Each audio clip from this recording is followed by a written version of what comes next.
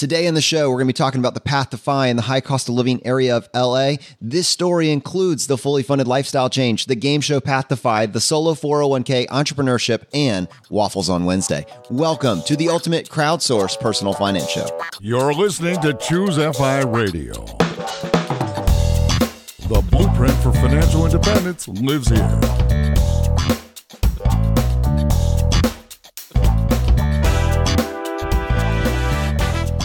If you're looking to unlock the secrets to financial independence and early retirement, you're in the right place. Stay tuned and join a community of like-minded people who are getting off the hamster wheel and taking control of their lives in the pursuit of financial independence. Choose FI, your home for financial independence online.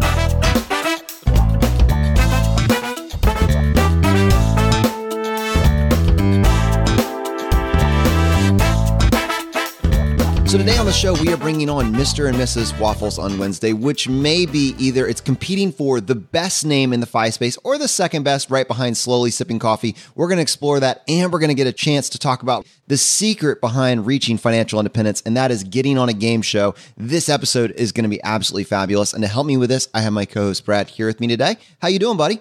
Hey, Jonathan, I'm doing well. Well, you certainly set up some intriguing lines of conversation that I'm curious about. Waffles on Wednesday, where does that come from? Game show Path to FI. So we got some really, really interesting topics. And with that, I'm pleased to welcome Mr. and Mrs. Wow. Thanks for having us with an entrance like that. I mean, Slowly Sipping Coffee, I'm glad to be in that company. Well, we haven't gotten Mrs. Slowly Sipping Coffee on. She's been ducking us, but we got Mrs. Waffles on Wednesday, so we're correcting that mistake right now. Hey, guys. Good to be here. Hey. I'm here too, I guess. You're going to help us on this journey. But to be fair, you are the game show winner. Like, tell us about that. A couple years ago, my company went on a company outing. And we went to The Price is Right, which they give free tickets. And so we did it as a company outing. And I ended up on stage. I ended up guessing the price of a 3D television exactly. So I won that. And then I won $500 cash for winning the prize, guessing the price directly on the nose. And then I got up and got selected to play the spelling bee, where I won a measuring cup for guessing the price of a measuring cup. And then it's fancy here. And then basically the way it worked is when you got two cards, and then when you guess the price of three things, which I guessed the price of a toaster wrong, and I guessed the price of scissors wrong, but I did get the measuring cup right. So I got an extra card. They offered me $1,000 for each of the three cards, and I said no, and the first one had a C on it. And then I said no, and the second one had an A on it. And then I said no, and the third one said car. It was one of the two cards that had car written in full. So I ended up winning a Toyota Corolla. Wow. This is incredible. I mean, this is it. This is what we have been waiting for this entire time. So from there on out, what do you do with this newfound success? So it was pretty funny, right? So you have 90 days until they air it, and then you have 90 days until they send you all the prizes. I should rewind a little bit. A lot of the people listening to this will probably be interested. When you win, they sit you in the front row, and then they take you backstage at the end, and they say, here's your prizes. You have 10 days to deny them or claim them. I'd call an accountant, and then they push you out the door. So I went and claimed the car. I tried to sell it on Craigslist, but everybody wanted to lowball me because it was a car that I won. I went to the dealership. They deal with it all the time.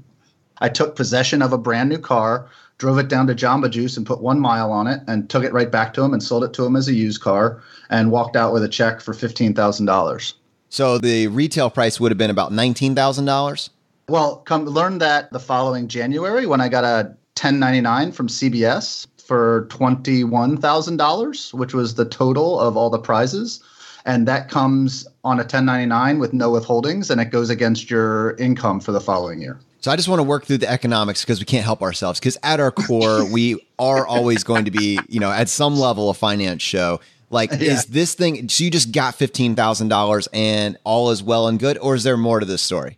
There's a lot more, actually, because I got a 1099 in January the following year, and then that went on my income tax. And so I had to pay my full graduated income tax rate against the full MSRP of all the prizes that I won. me, in my ignorance, just put $15,000 in the box as opposed to the full 1099 value. So I got a nasty gram from the IRS about 9 months later saying that I owed them another $4,000, I think it was, for the difference. So I actually went into the local IRS office here in Los Angeles and went in with, I forget the exact section of the tax code, but it says that if you win something that's not cash, you are only responsible for the market value of the prize that you won. And so I walked in there with the receipt for $15,000 and I said, this is the market value because this is what I sold it for on the open market. And so I ended up winning that fight with the IRS and they backed off. You actually went into the IRS building? Yeah, it was the most miserable place, probably next to the Social Security office. So hold on, I want to ask a question about that. Why did you go into the IRS office as opposed to just writing a response letter like 99% of other people do? Oh, I did write a response letter and they wanted me to come in and verify it. Really? Yeah, so I wrote them a letter. I think I actually have a copy of it on the article that you guys are referencing. And I just said, hey, there's this section in the tax code. I followed this section in the tax code. And they said, okay, we need you to come in and discuss this. So I said, all right, fine. And so I went in and it was funny because I was sitting there in the cube and the guy looked at me and was like, what's going on? And so I explained it to him and it's like section 1672C or something. I have to look it up. And I said, well, this says, you're only responsible for the market value of the prize that you win. And he goes, oh, okay. Can you keep it down? Because I don't want my boss to know that I don't know this. And so, yes, I said, is that it? Will I ever hear from you again about this? And he says, no, I'll clear it up right now. I just went ahead and Googled that tax code section for the listeners. It's 1.74-1A2. So I hope that's helpful for you. You're faster than me. I'm trying to find it right now. So I have a question, actually. So did you find that tax code section after the fact, after you put down the $15,000, or have you done research? Most normal people, you get a 1099, you put that into your taxable income. Did you just say, oh no, I really received $15,000? Or did you research this and realize, oh, I really should be putting $15,000? I did some searching around and understood that you should pay for the $15,000. Like I said, I found some other blogs that mention it because it's kind of an odd situation to put yourself in. And so I searched around and I found some things and I found the tax code. But, being that I'm not an accountant, I didn't know how to fully account for it properly on my 1040. And so, I just threw the $15,000 in the box for the 1099. And then the government said, wait a minute, these don't match. And in hindsight, I should have matched them and then put an addendum on it that reduced it to the market rate. And I think that's what the IRS guy did to adjust my taxes for that year. I'm imagining like this alternate universe where Brad Barrett is the one sitting in the front row of Price is Right as an accountant, knowing how things need to be lined up. And he gets picked to come to the front and play the game. And he's like, nah, man, I'm good. I don't want to do it.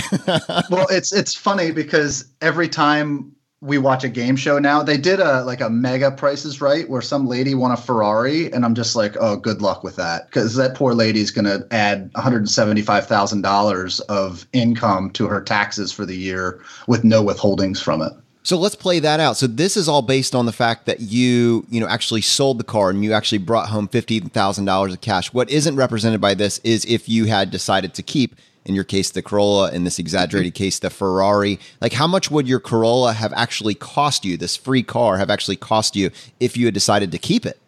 Well, so in order to take possession of it, you pay the sales tax and the registration. So in California, that's 10% sales tax. And the registration is, I think, another 3 or 4% on top of that. So I ended up paying $2,500 to take possession of the car. And then you pay your full graduated income tax rate on the MSRP. So I would have paid, again, in California, we have about call it for round numbers, 10% income tax rate. And then we have, a 25% federal tax rate, whatever happens to be your graduated income tax rate. And so, I would have paid 35% of $20,000. So that's $7,000 plus $2,500 for the sales tax and registration. So it would have been about a $9,000 car. Wow, totally free. Great. Totally free. Completely win. Yeah. It's pretty funny because I got that argument a lot from people. Well, it's a free car. Yeah, my favorite part of the story is whenever we bring it up to people, they're like, oh man, that's so cool. Tell me more about it. And then I get the eye roll from Mr. Wow of oh, here we go again. Let me tell you all about the lack of benefits of winning a free car. Yeah, I think this speaks to winning non-cash prizes, right? I see this on HGTV. They have their whatever they call it, Dream Home or some such. And it's almost 100% certainty that those people have to sell the home because obviously all of that income goes on their tax return as taxable income. And in order to pay that huge tax bomb, where are they going to come up with the money? So it sounds great in theory, but unfortunately you have to pay taxes on income, right? Yeah. And one of the things that kind of caught me by surprise that I wasn't aware of is with game shows in California, they're not required to provide a cash alternative, which is what I would have taken. But you either decline the prizes or you take them, and there is no cash alternative. So, Mr. Wow, just one other thing came up, the accountant's brain in me. I have to ask this. So you said there was that additional amount when you got that big notice from the IRS. It sounded like they were hitting you with some kind of interest and penalty as well, just doing the back of the envelope math. That couldn't possibly be just the income tax. Did they try to hit you with interest and penalty as well? Yeah, they tried to charge me that $4,000. They hit us with the additional income tax. And then there were penalties and fees on top of that since it was delayed and since I filed it wrong.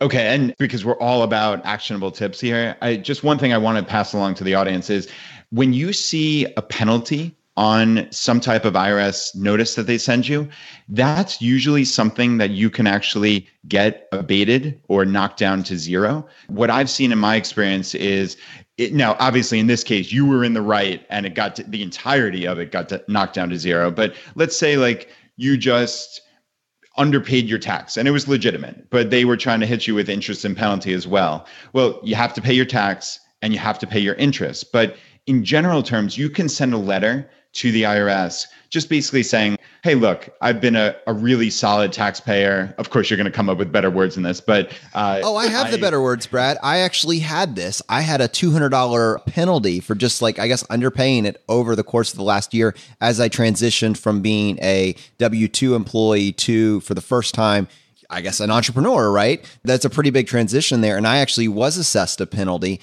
I can read the letter that I wrote to the IRS. It has great words. We love great words. All right. So this is what I wrote to the IRS. And Laura helped me with this, so that's why they're great words. I don't want to take credit for this. I am writing in response to your letter dated May 7th. In this letter, the IRS assessed a $257 estimated tax penalty for my 2017 tax return.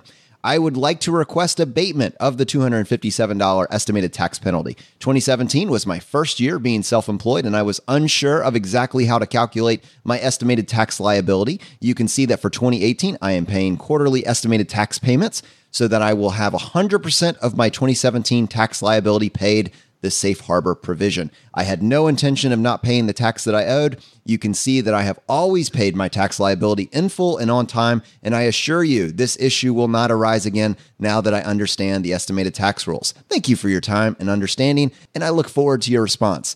Laura helped me with that, and those are fantastic words. I highly encourage that you replicate that. So yeah, fantastic. That's very legalese. I just wanted to say, wow. That's a good word. We're going to use a lot. So this was obviously, a great hook and a fun tangent. And honestly, thanks to kind of Brad weighing on this, it was very actionable as well. I hope our audience gets value from it, not because necessarily they're going to be as good as you are at game shows, Mr. Wow, but just because generally weird stuff happens with the tax code and you need to understand, the better ground game you have, the more options you have. But I think really we need to get back to your individual story. And I want to talk about the fact that your blog is called Waffles on Wednesday, which does not include the word personal finance anywhere in there. Let's go straight to the heart of this origin story. Why did you decide to document the journey, and how did you guys find financial independence? Mrs. Wow, let's bring you in on this. All right. Well, we basically started the blog because we got sick of talking just to each other about financial independence. And some of the things that have happened in our life, in our story, like going on The Price is Right, have been interesting. And we thought people might actually get some value out of it and some other actionable tips and all of that. And so we came up with the concept to start the blog. And then, of course, we had to come up with a name. And we sat there for a while, a couple weeks, maybe into a couple months, and we had no idea what we were going to do for the name. And then one morning, it happened to be on a weekend. I think it was actually a Sunday when it happened. We were sitting having breakfast.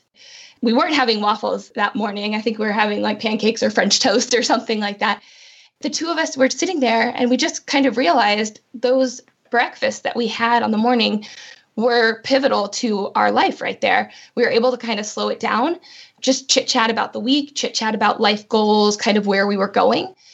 That just kind of spearheaded its way into this mantra that we kind of came up with of, why does this only have to be on the weekends? Why can't we make this any day during the week?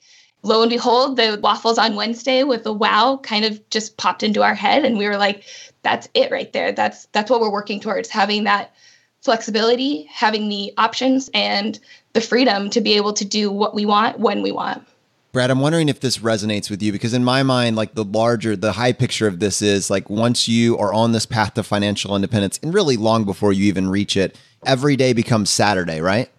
Yeah. Why does it just have to be the weekend? That's a really, really insightful point about just your entire life. Why didn't we just have to live for the weekends? So that's fantastic. I'm curious, where were you in your FI journey at this point? Like when you decided to start a blog, when you're sitting there having this conversation, what does it look like? How far along the path were you?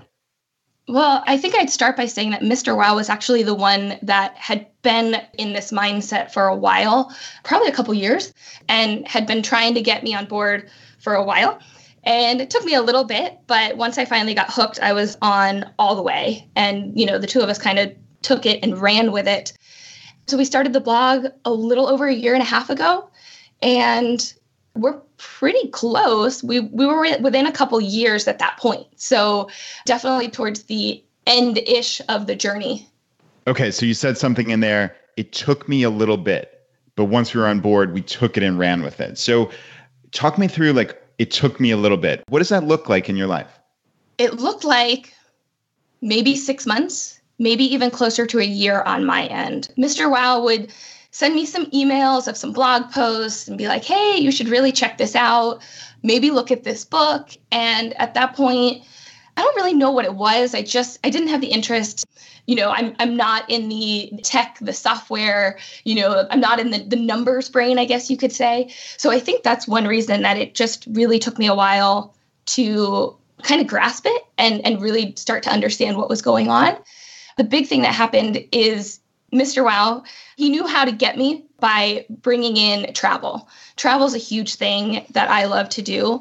And right now, having the typical jobs, we're limited because we have to be back for our jobs.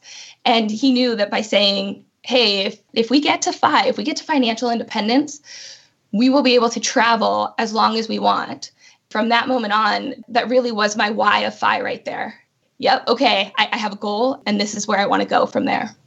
That's fascinating that for you, travel was the hook. We've kind of landed on that same thing as well, that the messaging of this stuff is incredibly important. And I think for a while, in many people's eyes, and still to some degree in the mainstream, this path to financial independence seems to just be about everything that you can't do, all the things that you're giving up, the extreme frugality, and whether or not that is fair, that does seem to be the norm in terms of what this looks like from the outside. And I know that, at least in Brad and my eyes and your eyes, and I think a lot of the people in our community, it's so much more than that. I mean, right, Mr. Wow, this for you is all the things that we can't do because we're stuck in the hamster wheel. Yeah, it's one of those things that it took me a little while to get on board with, because I actually found the FI movement, if you'll call it, through looking for investment advice. I had come across a decent amount of money as a bonus from work, and I ended up handing it off to an investment advisor that I had had for years. It ran my Roth IRA and some other things that I had here and there, and I just never put any mind to it. And then when the market started taking off in 2012, 2013, I went back and looked at the returns that he was giving me and versus the market. And I said, wait a minute, the market's up like 35%. You're returning like 5%. And you're charging me 1% on top of this. Like, what is going on? This doesn't make any sense. And of course, my personality says, well, I can do this myself better. And so that's when I started researching it. And I came across actually Jim Collins' blog first, which is actually, it's kind of a funny segue into FI because I was looking for investment advice and I came across that. And that's kind of my entrance to the rabbit hole of this whole financial independence thing, was actually trying to find investment advice. And then once I started going further down the rabbit hole, I realized, wait a minute, we're not extravagant, but we could be smarter. And we're actually set up pretty well. And looking at some of these other blogs, we could actually make this happen. And so as I started reading more and more, it's like, no, we really can make this happen. and so that's when I started trying to convince her and send things over. And she just ignored me for a good while until I finally figured out, if I could hook her with the travel thing, and then she would start paying attention. So actually, I want to follow up about that specifically. We're constantly asked, how do you get your spouse on board? People are always asking us that, like, hey, I dove into FI. This sounds amazing, but I can't convince my significant other. I mean, as Mrs. Wow described it, it took her about 6 months of you maybe introducing this for her to get into it. Do you recollect your thought process of when you had that aha moment of, hey, let's go with the travel? That's the messaging that might work. It's not going to be the numbers, but it's got to be this, I don't know, softer side, if you will. Like, do you remember your thought process? Well, we had always talked about taking time off and traveling the world. It's one of those pipe dream things that is never going to come real and all this. And so we had talked about that ever since we started dating. And then as I started going down this, this path and became more educated on it, I realized that would be something that we could actually make a reality. And we kind of did, in a way. We spent 6 weeks backpacking Europe for a honeymoon. And I think it was right after that you kind of became full on board, because having experienced it a little bit and then having to come back and go to work, we came back. And I think that's when it finally sunk in with her that if we actually make this financial thing happen, that could be our life. And I think just that experience alone is what kind of solidified it. And I think that's what really happened. Going back to your original question, it was piggybacking on something that we had always had in a pipe dream. And I think every couple has that, right? They always have this vision of what would our life be like? And if we could only do these things, this is what it would be. Well, the beautiful part about FI is it can probably make at least most of that vision happen.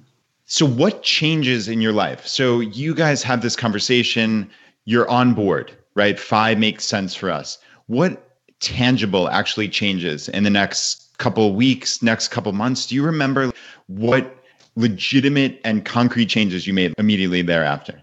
I think the big thing was really trying to figure out where our money was going and what we were spending it on, then honing in on, was that important or was that not important to us?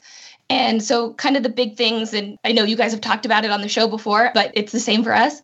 It was cutting our phone bill, getting rid of cable. So we actually ended up decreasing our rent. We moved from one location to another, which made our rent go down. And then we were actually able to chat with the landlord and get it to go down again. So we've had it go down 2 or 3 times now since we had the mind shift. Once you guys got on the same path together, what implications did that have for the trajectory of your working careers? I mean, is that one of these, okay, we're going to start pursuing financial independence, we both have good jobs, and we're on a 10-year path to FI? Or do you hit any sort of fork in the road and move in a different direction?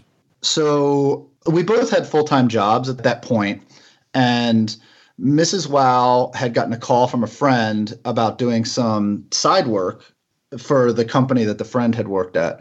And so she started doing some consulting.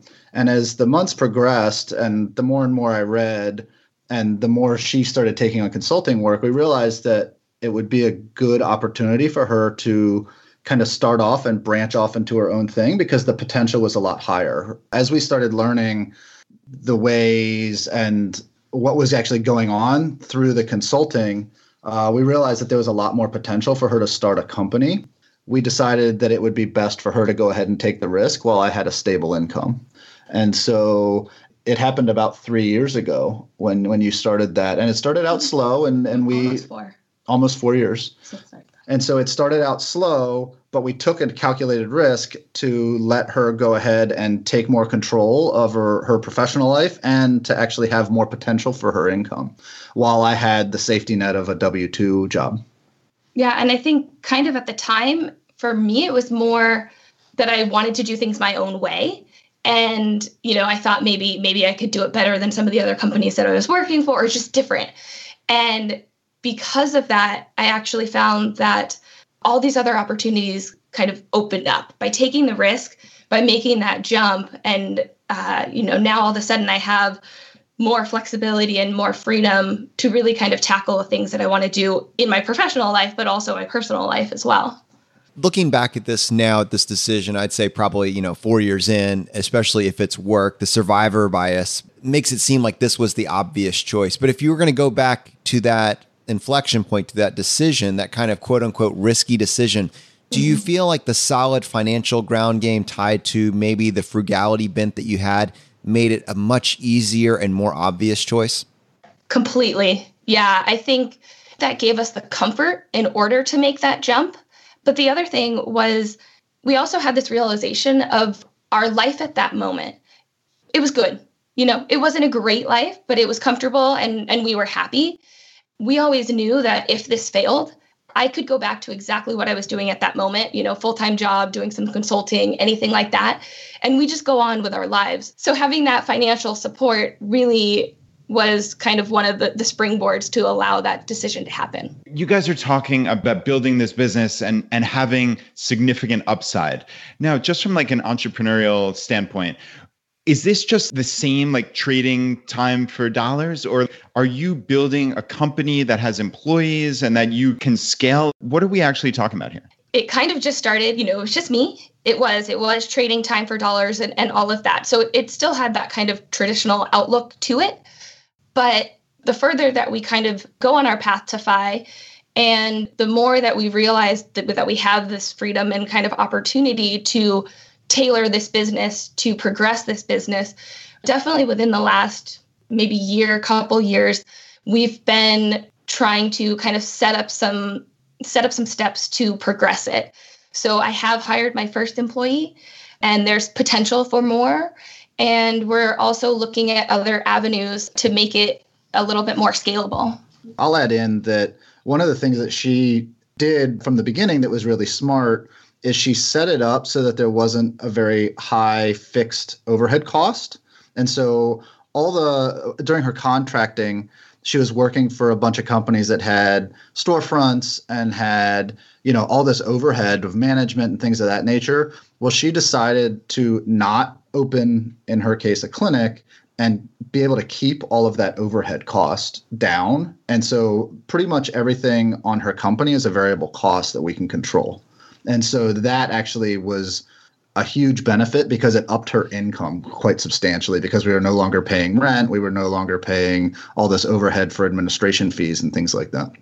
That's actually really timely, because I wanted to ask about the ancillary benefits of owning a business that you guys may have seen, not limited necessarily to money, but wherever you can go with that. But also on the money side, are there items that you've found that you can deduct like on your business and on your tax return that also then add to the financial benefit? Yeah, so there's several things. So one of the first things I did was set up a solo 401k for her company. And so we started deducting part of her income. We also, all of the internet, all our phone bills, a lot of our traveling.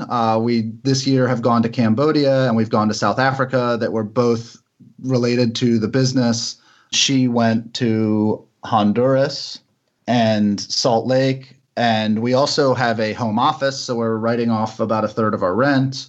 There's a bunch of benefits to owning the company. The main one that we really like is the fact that she's now in control of her schedule. I know I still have a W-2 income, and so I am not. But her having the flexibility is really, I think, the kicker in having and owning her own company, and just being able to have that flexibility and have the control of her life and be able to work when she wants and work on what she wants and be able to expand it in the way that she wants and not kind of have to take direction from anybody. So I think this is really where I want to spend a lot of our time. It's one of the reasons that I was incredibly excited to have you both on the show, in that you are DIY entrepreneurs, which I guess, wow, that's kind of like putting both together. An entrepreneur is like by definition a DIYer. But the reason this is so appealing is that we started this conversation talking about how Mr. Wow was willing to dig into the IRS tax code and then go to the IRS to teach the IRS about their own code, and in the context of starting your own business, a question that we see all the time as people that are pursuing financial independence are increasingly looking to start some sort of side hustle and growing that into a business is, what about retirement planning? And Mr. Wow has done his research, and for your specific situation has come up with a plan that's working both for you as a couple, but also as it grows for your employee and down the road, maybe employees. So I thought we should take, a large section of the remainder of the show and dive into that, because I think that is what is going to be so actionable for our audience today. So tell us about how you decided to go with solo 401k. I know there's several different retirement vehicles that are available. What made you go with solo 401k? And let's pull out any actionable content related to that we can.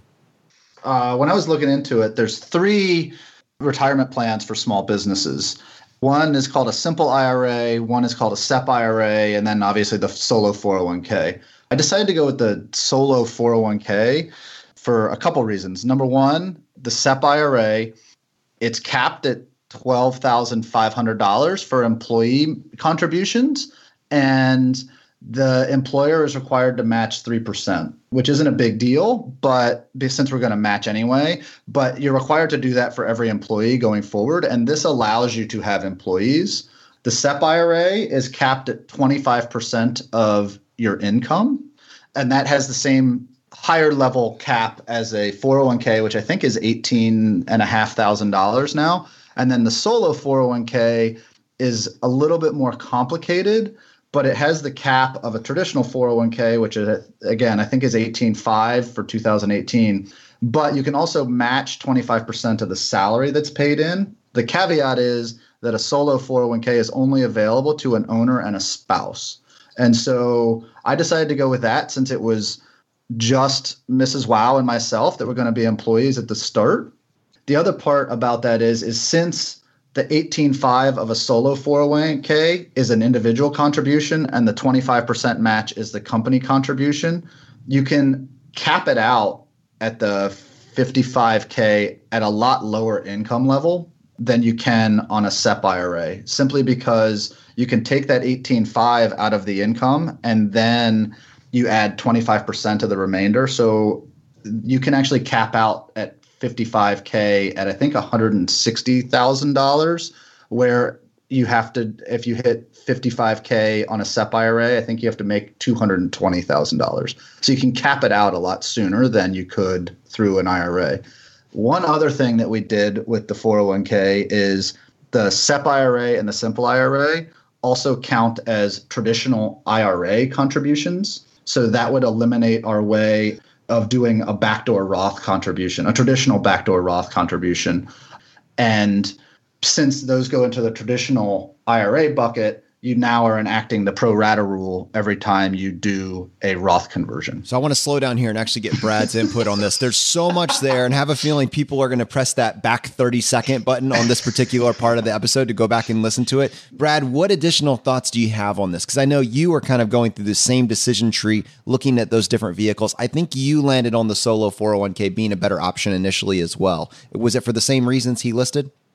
Yes, it definitely was. So yeah, the 401k plan generally seemed to be the best option for my own businesses. So like you said, the simple IRA, that just seemed like the least attractive option. So that was thrown out almost instantly.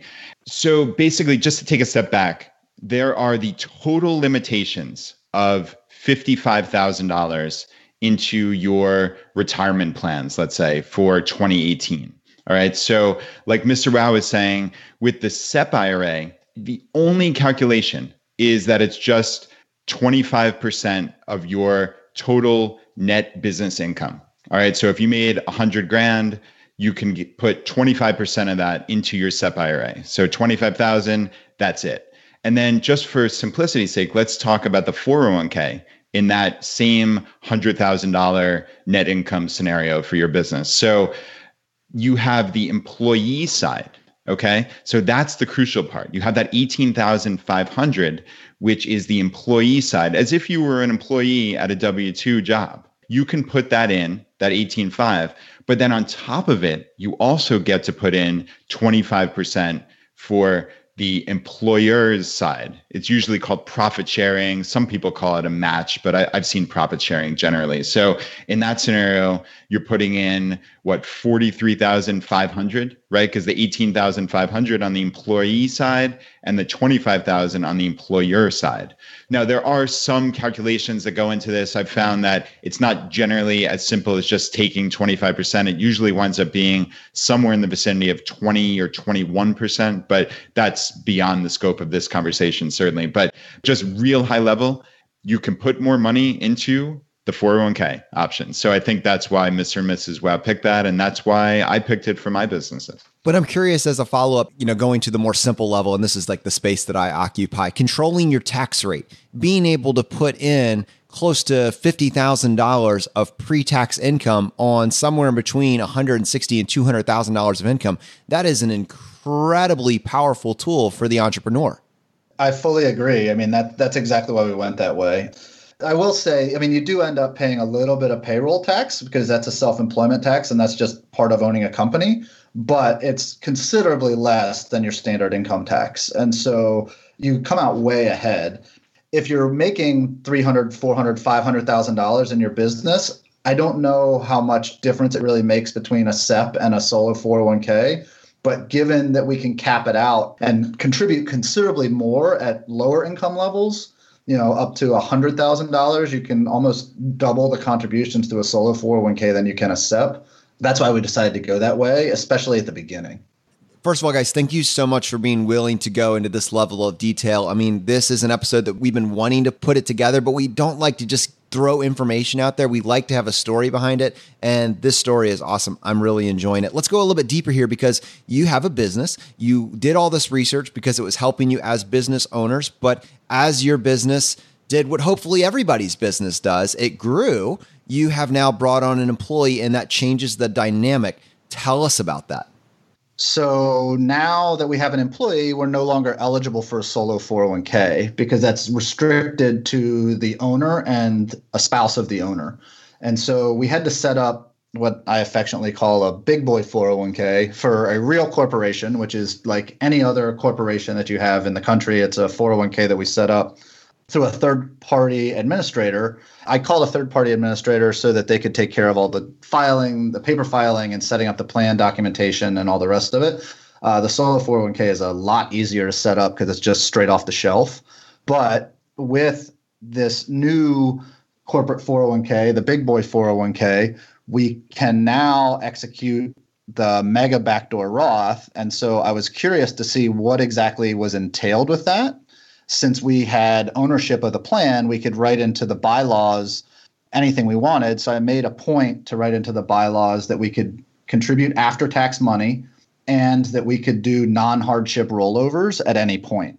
And so those are written into the bylaws, and that is really the key in what allows the Mega Backdoor Roth to be available to employees.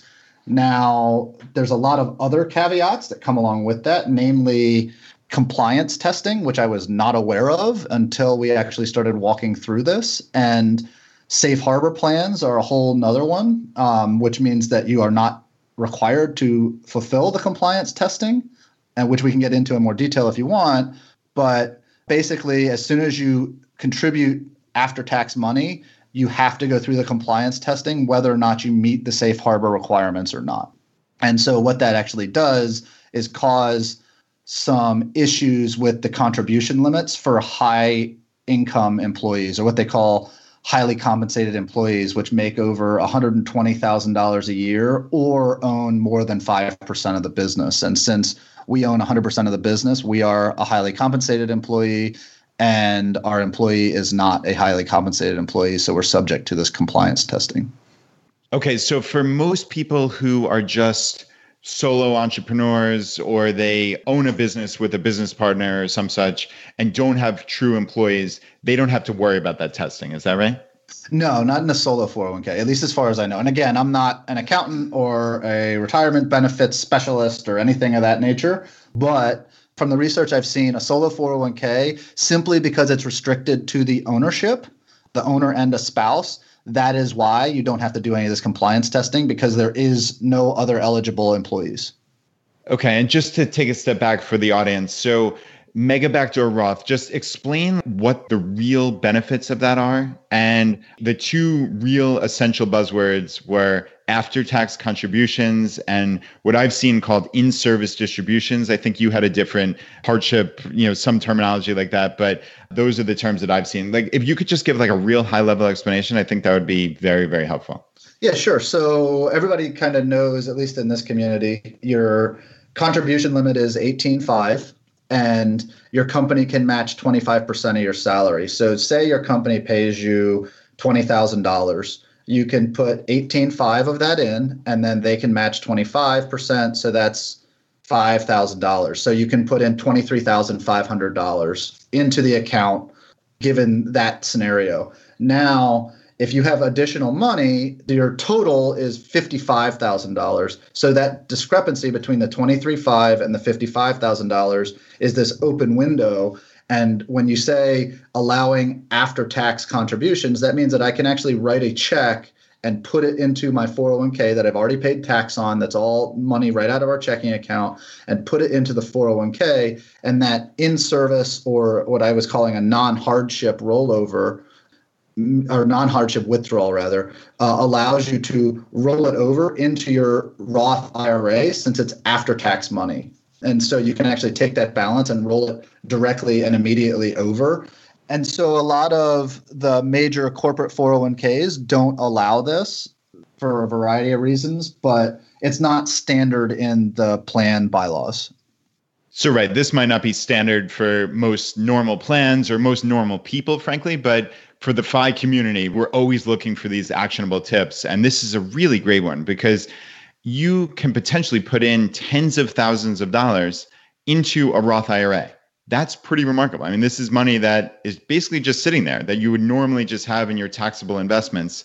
And through the wonders of the tax code, you're able to basically put this into a Roth IRA. That's really amazing. It grows tax-free forever and can be withdrawn tax-free. So this is a huge thing. This is not just like one of those minor little items. For entrepreneurs out there, you really should go back and listen to this like 5 times because it's crucial information. So thank you, Mr. Wow. Yeah, of course. I will say that it's not available through a lot of things. This is the only time I've ever had this available to me through my entire career. And it's simply because I managed the plan and spent about an hour and a half talking to our plan administrator and how to write the bylaws in this really complicated manner. But it's something that, if it is available to you, might be worth taking advantage of. And it's worth the question, I think, at your corporate job if you're there. They probably will shy away from it for the compliance testing reasons, but that's okay. It's worth the question. And if it's available, it's definitely worth taking advantage of. So for the individual that, we talked about plan administrator, and you said only in this unique situation. What was it like for you to actually find a plan administrator that would let you set this up? What should an individual do that's looking to kind of replicate this? I mean, you said this was an hour and a half of conversation. For the individual that's trying to cut through the noise and get a better answer, where do they start with this? So where I started, I knew I had to set up a big boy 401k. So the first place I called was Vanguard. They're actually surprisingly expensive to set up a 401k, especially for a plan, with 3 participants. And so I called them. I called Fidelity, who actually doesn't service plans this small. They pass you off to a third-party administrator. And then I called Schwab, and Schwab also passed me off to a third-party administrator, but they were nice enough to send over a list of folks. And so that's who we went with. They were considerably cheaper to set up the plan and for the administration than Vanguard, and they offer what are in essence the exact same funds. And so we went that route. So I run our payroll every month, and then I upload a file into their interface, and then that pays out just directly like it would for any other company. Through the process of setting up the account, we had a phone call with them and our administrator to write all the bylaws into the account. And they have a boilerplate set of bylaws, but of course, knowing me, I did my research and I went into it and started asking them all these super complicated questions about how we cram all this after-tax money into our 401k. And so, it turned from a 20-minute phone call into about a 90-minute phone call, at the end of which is pretty funny. They offered to send a guy out to tell us the benefits of a 401k plan, which I kind of laughed about. So I want to hop in here because this sounds awesome and it sounds crazy complicated. And you can tell, Mr. Wow, that you are a huge DIYer. And frankly, you're probably willing to do much more research than even I am. But I'm curious with the scale and the scope of what we're talking about. Do you do all of your taxes yourself at this point, or do you use an accountant? No, we use an accountant. Between putting together the corporate taxes, because of the laws in California, we can't have an LLC. We have to have an S Corp. So we actually have to file official corporate taxes, and then putting together the K-1 from the ownership of the corporation, and then filing that against our personal. And then with all this 401k plan administration, I don't have the time, at least right now. Now, fast forward and we're at FI and this thing is still running and it's, and then I have the time, then yeah. But right now there's just other things I would rather do with my time and my day than figure out how to put all this together. I know enough to be dangerous is the way I like to put it. So Mrs. Wow, we talked obviously about the nuts and bolts benefits of owning a business and going out on your own. But I'm curious about your real world, wow, these are the personal benefits I've received. Do I have more time? Do I have more flexibility? What have you really noticed that has made a dramatic difference in your life in a positive manner in the last 4 years? So I think you mentioned a couple big things right there. The time thing, I'd love to say that I have more time, but I actually think I have less time because I have kind of come up with all these other things that I want to be doing. Reading all these blogs and, chatting with people and hearing their stories, the opportunity, or I should say opportunities, has really kind of presented itself. And I find myself just wanting to go in so many different directions. So I'd have to say I definitely have less time right now. But the big thing is that flexibility piece and really being able to design my life how I want it to be. And whether that is the way that I move the company and me professionally, or whether it's something that I'm doing personally on the side. One of the big things, as we kind of mentioned before, was travel. And we've been fortunate enough in the past couple of years to be able to do a lot of travel. But in my eyes, I still want to do more. And every trip that we go on and every time that we are on the road, I just want to keep going. I definitely want to be able to do more volunteer work. And that's something that I'm super passionate about and really kind of get established with some more organizations and go to other places in the world that I haven't been yet. That's a really big thing that kind of having my company and the kind of the sideness of the company allows me to do. So what does that volunteer work look like? How does someone get involved in international volunteer work? Do you need certain qualifications? Are they looking for anybody? Could I volunteer internationally in one of these organizations you are? Or like I said, do I need certain qualifications?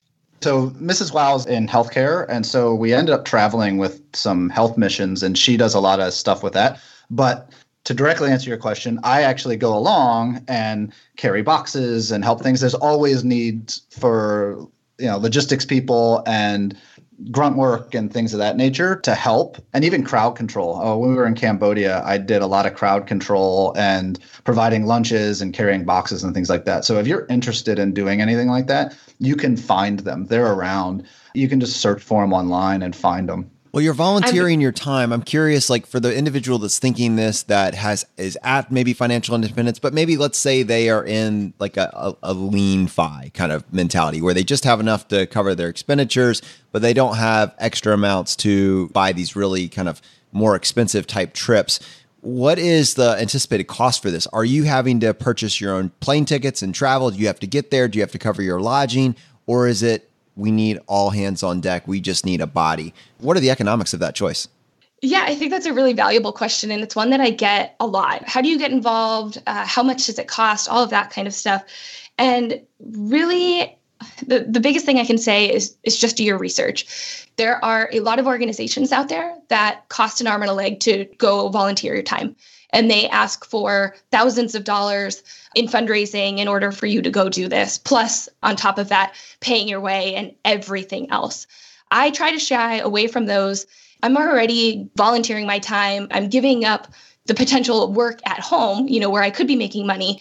So from a money standpoint, I'm already missing out on chunks, right, with this whole FI mindset. And so I try to find organizations that pretty much I'm just paying my way to be there. You're looking at paying for your flight, you're looking at paying lodging and food, and then anything else that you end up doing, whether there's any sort of transportation needs or souvenirs or anything else that you might be buying outside of what they provide with the group. So when you're out there on these volunteer trips, are you then going out and exploring after the fact and going on like your own vacation? Or do you look at these as kind of individual, discrete volunteer trips? For the most part, we are trying to do some sort of other travel kind of tacked on top of that. Outside of the Cambodia trip that we did, typically I'll go down and volunteer, for a week or two, and then Mr. Wow will come down, meet me, and we will go somewhere else. I did some volunteer work in Peru last year. I was there for a week. He came down and met me, and then we went and did Machu Picchu. Same thing when we were in Ecuador. I did my volunteer work. He came down. We went to the Galapagos.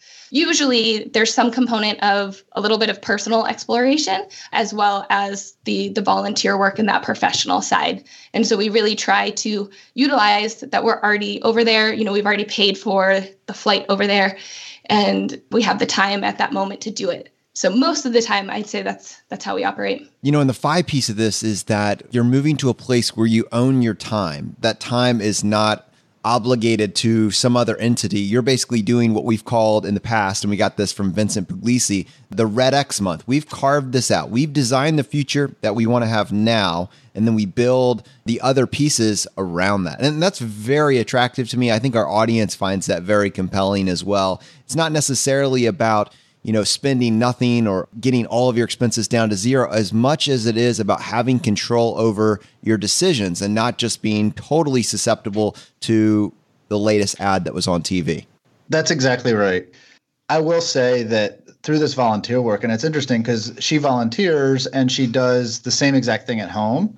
And when we do finally pull the plug, she's probably going to continue to do it, which I think is one of those things that everybody's jealous of, that I would do what I do every day for free if I had to. But this allows us to travel. It allows her to continue her passion.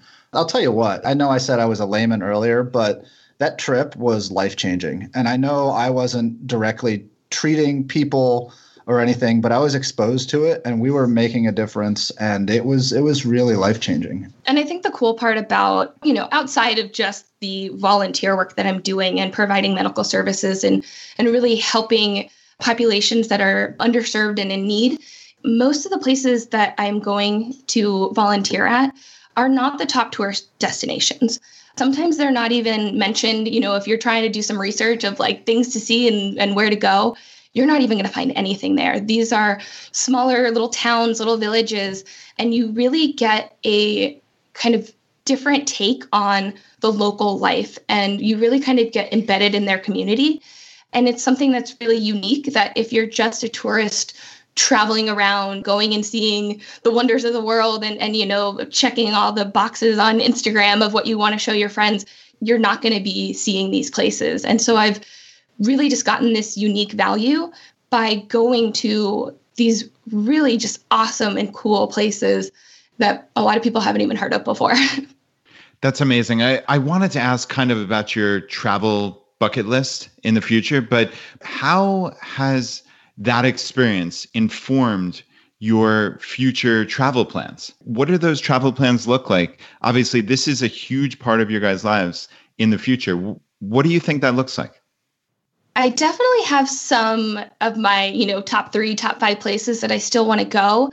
But I also think, and this kind of just ties back into starting the company and having options, is just kind of letting it unfold as it happens. So my first volunteer trip, I was in Ecuador, and then I ended up getting connected to a group in Peru. And then when I was in Peru, all of a sudden, all these other opportunities happened. That's where I first heard about Cambodia. That's where I heard about my trip that I went to in Honduras.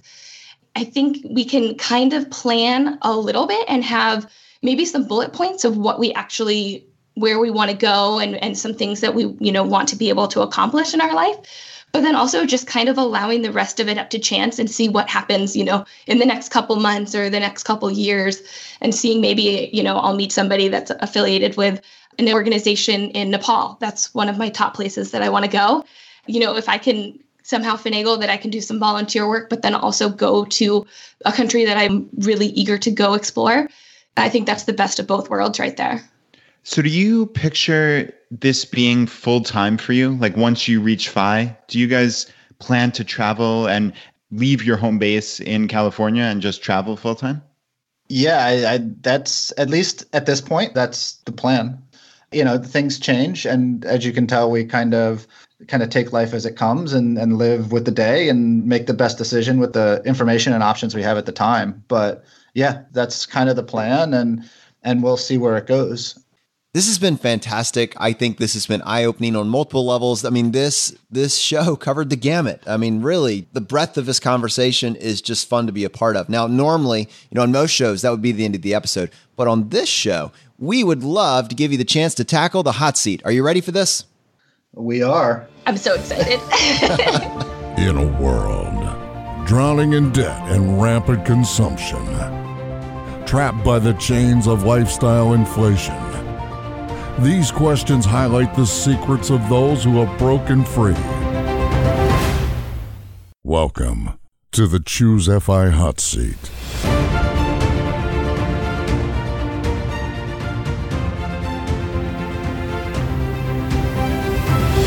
All right, Mrs. Wow, question number 1, your favorite blog that's not your own.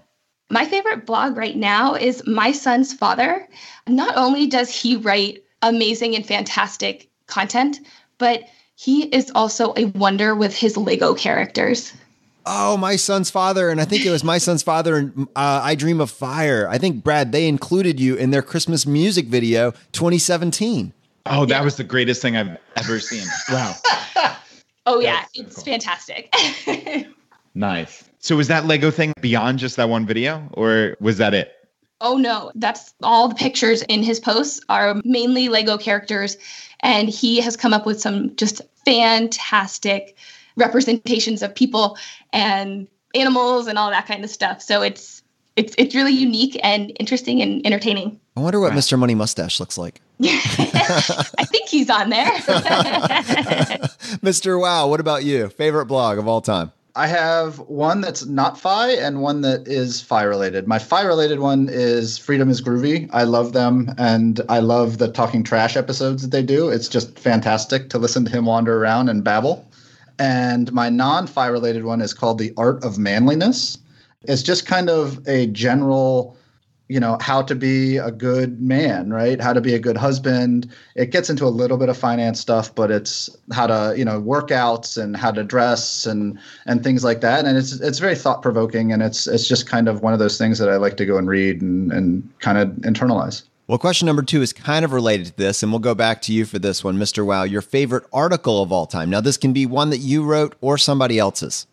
So my favorite article of all time is one that I think actually sent to Mrs. Wow, and it was one of the ones that kind of got her reading some of these blogs, and it's actually on The Happy Philosopher, and it's about how he ran a half marathon without training and was just in immense pain the whole time. And I think I literally sent her the email I found, and I said, hey, check out this idiot. He's just like us. And we mean that in the nice way. And I actually talked to him about that at FinCon. And so he actually thought that was really funny because we run a lot of long distance races and we can empathize with that. And I think that was one of the ones that kind of got her attention, that, wow, it's not all about money all the time. Super funny story on that, kind of related. So I was running maybe like 3 to 4 miles a day through the course of a summer, and somebody in pharmacy school invited me to go on a run. She was training for a marathon, and we ran 17 miles. And before I could walk for 5 days. Worst experience ever.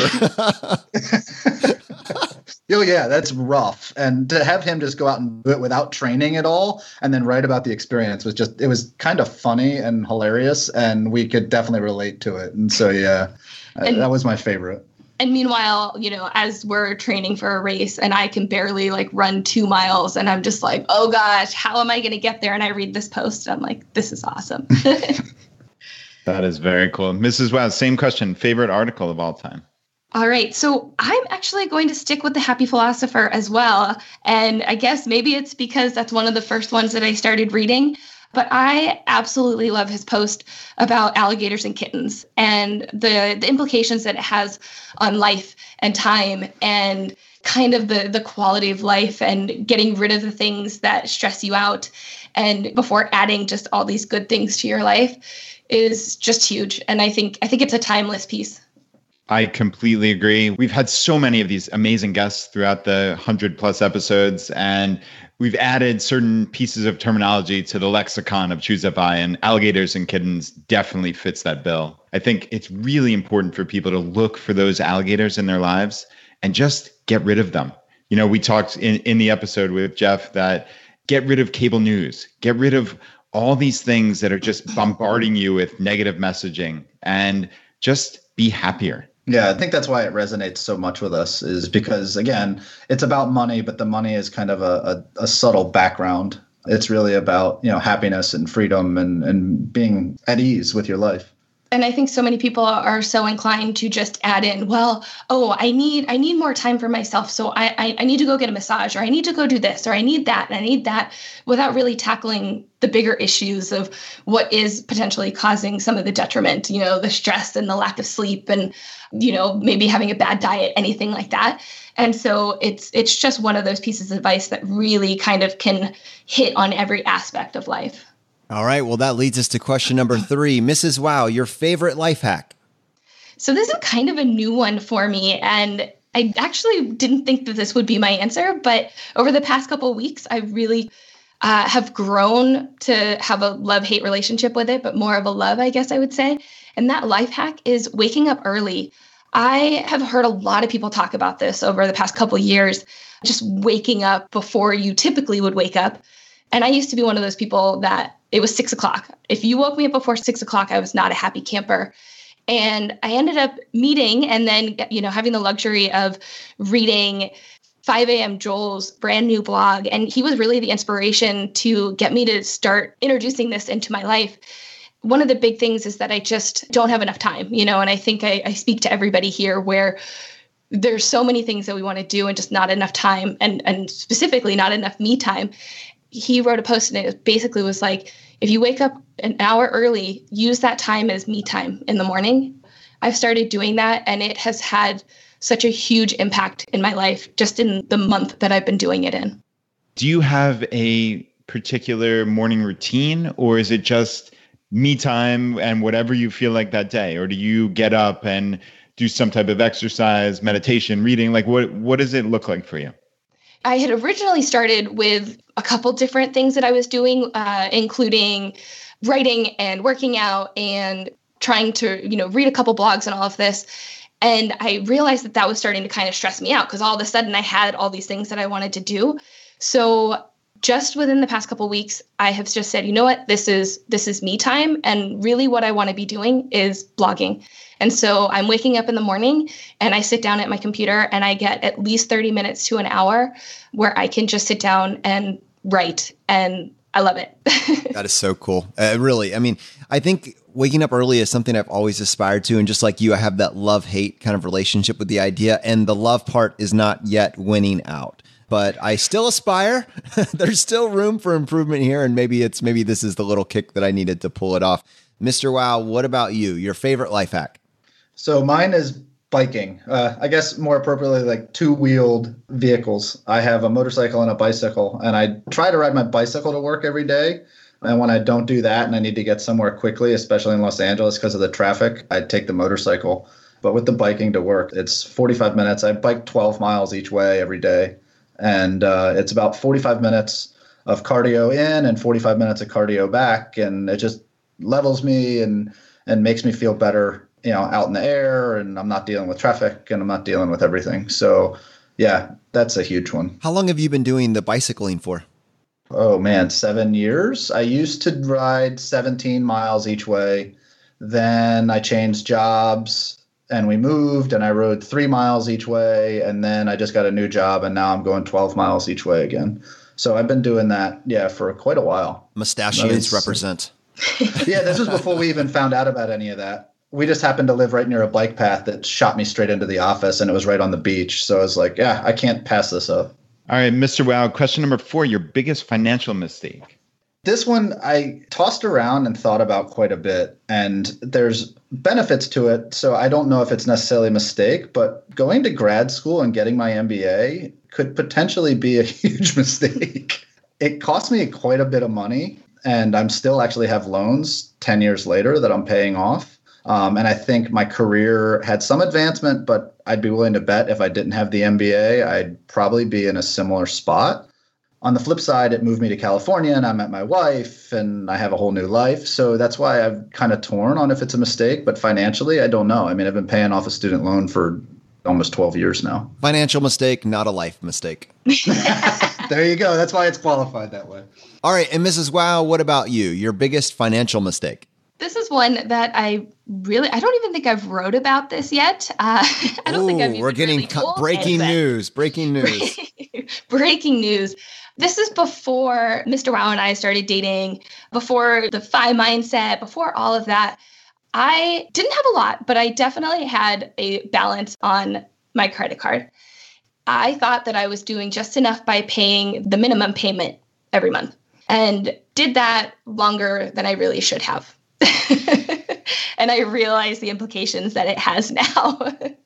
Wow. So at the time, what were you thinking? Like, and I don't mean that like negatively. I just mean what was going through it? Was it just, they're telling me to pay the minimum, so that's what I pay? Or like, did you not realize the interest rate? Talk me through that real quick.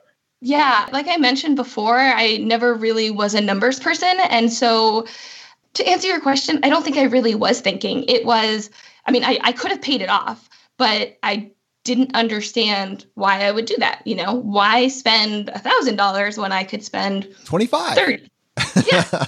I want to slow down because I know that like in this very focused group, people are like, oh, wow, that's crazy. You always pay it off. But I don't think that actually is the normal perception. I think that's why when we talk about people having trouble with credit cards, I think it's for that exact reason. Why would I pay $500 toward my credit card when I could just pay $25? It's just the obvious choice. I'm just being smart with my numbers. If I only send them 25, then I'm going to have 475 for this month.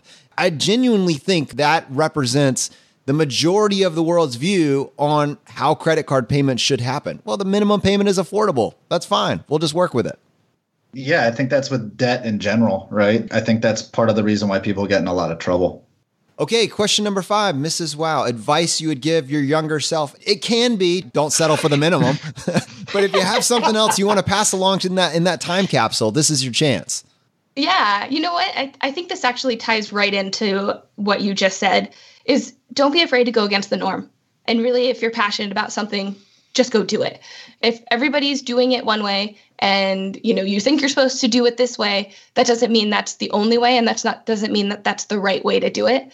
So really not being afraid to take a chance, take a risk, and really see how that can impact your life for the better.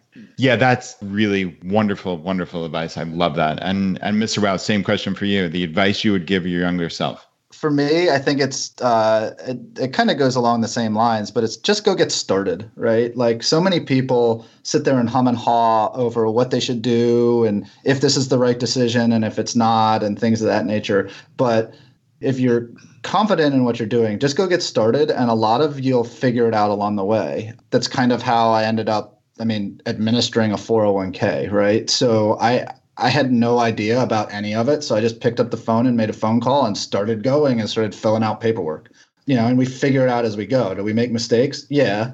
But, if you don't get started, you never get anywhere, right? It's always that first step. And so that's, for me, I would tell myself that a long time because I used to hesitate a lot on a lot of things. Well, we do have a bonus question for you. We spend a lot of time talking about things that you don't purchase in the name of frugality. This question directed at you, Mr. Wow. Your favorite purchase that you made over the last 12 months, the purchase that you made that has brought the most value to your life.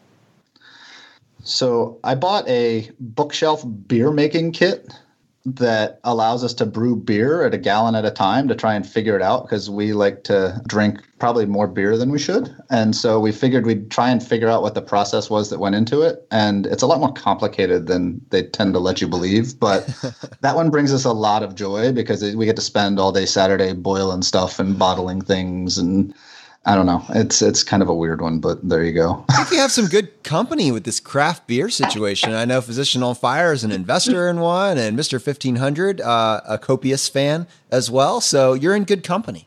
Oh, yeah. For whatever reason, FI and craft beer go hand in hand. I don't know what it is. And we actually have our FI meetups monthly at the local breweries. Very, very nice. Mrs. Wow, same question. The purchase that you made in the last 12 months that's added the most value to your life? Going back to all the travel that we've been talking about, one of the things that I get a lot of value out of is purchasing a Lonely Planet book to the country or the city that we are going to. And I find it useful just to kind of give me be able to research where we're going, read about the history, read about the culture. But you never know when you might need a map, or you might need some key phrases in the language. And, of course, everyone's like, oh, but you have your phone, you'll have Wi-Fi. Sometimes you might not, or it might not be working. And there's been so many times that we've been out and I can open up the book and, I can try to either say what I'm trying to say, or I can point at a picture in the map. And that thing just brings so much value. But I will throw in that I try to bring out a little bit of frugality with that. And I always wait for discounts. And they usually do like a 2 or a 3 for 1. So I'll always wait and then buy the books at that point. And then the 2 or 3 for 1 dictates the next country that you need to go to. Yeah. Usually I already have it kind of lined up. You already have the Nepal book, don't you? I do. I'm guilty. But a few of them I'll just throw in like, I really want this one. So if I buy it, maybe it will come to fruition. This has been so much fun. What is the best way for someone to connect with you? So we're on Twitter at Waffles on Wed, and we have our blog. It's wafflesonwednesday.com. Guys, thank you so much for coming on the show today. Thank you, guys. It's been a real pleasure. This has been fantastic. Thank you. Brad, as with everything, I think it's balance, right? But in my mind, I love that this episode, it told an amazing story, but at the same time, it was so actionable and so useful. And I think there will be a large percentage of our population that is side hustlers and entrepreneurs or aspiring entrepreneurs that have been waiting for us to have someone on the show that could do this and point them in the right direction. This was that episode in my mind. Yeah, I agree. It had a little bit of everything. We certainly dove into the numbers, dove into the details, but we also looked at their lives and where FI has taken them and where it's going to take them in the future with their travels and now with this incredible entrepreneurial story that they have going. So yeah, really wonderful episode, and just wanted to thank the Wows for coming on and spending the time with us. If you got value from today's episode, if you've been getting value from the episodes up to this point, just take 1 second and press the subscribe button on the platform you're listening to this on. It just lets the providers know you're getting value from the show and you want to be here when we produce additional content. If you want to support us in what we're doing here at Choose FI, here are 4 easy ways. 1, leave us an iTunes review. If you want to do that, just go to choosefi.com/iTunes. 2, use our page to sign up for travel credit cards. If you want to travel the world with miles and points instead of your hard-earned dollars, then just go to choosefi.com/cards and get started today. 3, if you're working on the milestones of FI, set up a personal capital account to track your progress and use our affiliate link. It's completely free, and just go to choosefi.com/PC. P as in Paul, C as in cat. And 4, and most importantly, find your friends, coworkers, and family members who might be open to this message and tell them about the podcast. Have them start with episode 38, The Why of FI, and right behind that, have them go listen to episode 21, The Pillars of FI. It is a fantastic starting place. All right, my friends, the fire is spreading. We'll see you next time as we continue to go down the road less traveled. You've been listening to Choose FI Radio Podcast, where we help middle-class America build wealth. one life hack at a time.